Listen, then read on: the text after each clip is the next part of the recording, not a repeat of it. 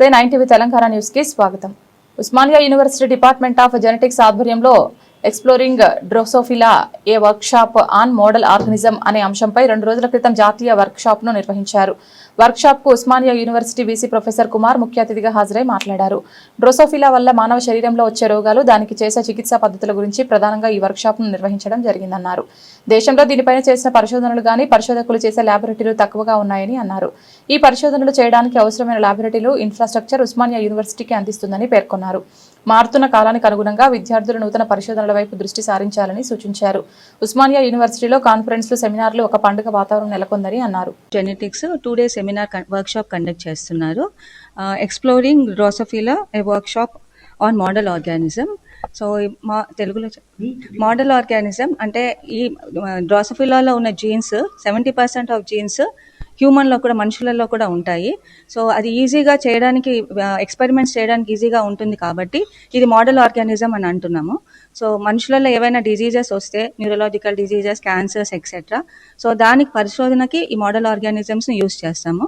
So చాలా model organisms ఉన్నాయి, but one of the best thing is drosophila.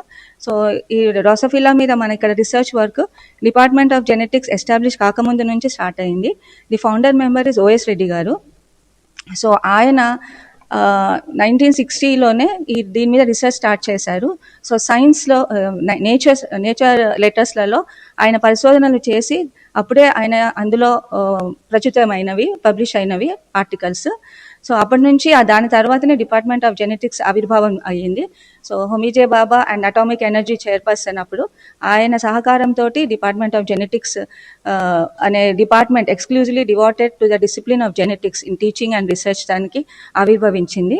So అప్పటి నుంచి డ్రోసోఫిలా జెనెటిక్స్ ఇక్కడ డిపార్ట్మెంట్లో జరుగుతూ ఉంది.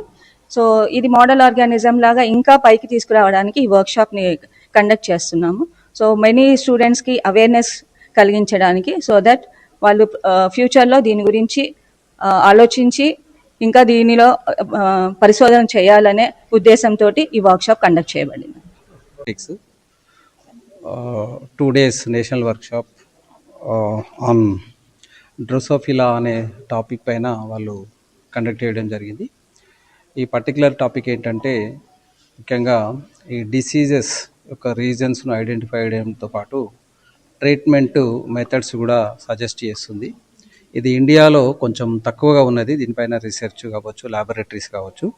Osmania city is four front in creating awareness on this particular topic. And at the same time మేము laboratories అంటే దీనిపైన ఏదైతే అవసరమో ల్యాబొరేటరీస్, ఆ ల్యాబొరేటరీస్ సపోర్ట్ చేసే ఇన్ఫ్రాస్ట్రక్చర్ కూడా ప్రొవైడ్ చేస్తామని కూడా మేము చెప్పాము. అట్లాగే యూనివర్సిటీలో ఈ మంచి రీసెర్చ్ జరగాలి.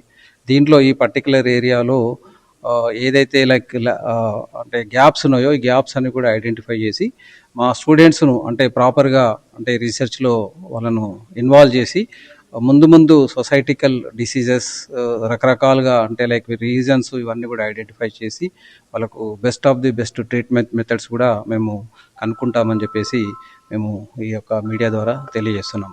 అట్లాగే జెనెటిక్స్ డిపార్ట్మెంట్లో ఈ మధ్య కాలంలో చాలా వర్క్షాప్స్, కాన్ఫరెన్సెస్, సెమినార్స్ అన్ని కూడా కండక్ట్ చేయడం జరిగింది. మొత్తం ఉస్మానియా యూనివర్సిటీలోనే ఒక పండగ వాతావరణం. ఎక్కడ చూసినా కాన్ఫరెన్సెస్, సెమినార్స్, వర్క్షాప్స్ అనేది కంటిన్యూస్గా జరగడం చాలా ఒక శుభ సూచకం. మా దగ్గర ఒక అకాడమిక్ వాతావరణం నెలకొంది. పండగల సీజన్ కాబట్టి ఇప్పుడు మా ఉస్మానియాలో కూడా ఒక పండగల అంటే అకాడమిక్ జాతర అనేది జరుగుతుంది. ముఖ్యంగా ఫ్యాకల్టీ అందరూ కూడా ముందుకొచ్చి, స్టూడెంట్స్ అందరూ కూడా ప్రొయాక్టివ్గా ఉండి ఒక యూనివర్సిటీని ముందుకు తీసుకెళ్లడంతో పాటు రకరకాల అంటే అంశాలపై చర్చించడానికి ఒక వేదిక తయారైంది. ఇది ఒక శుభ పరిణామం. ఇట్లాగే ముందుకెళ్లాలని మేము కోరుకుంటున్నాం.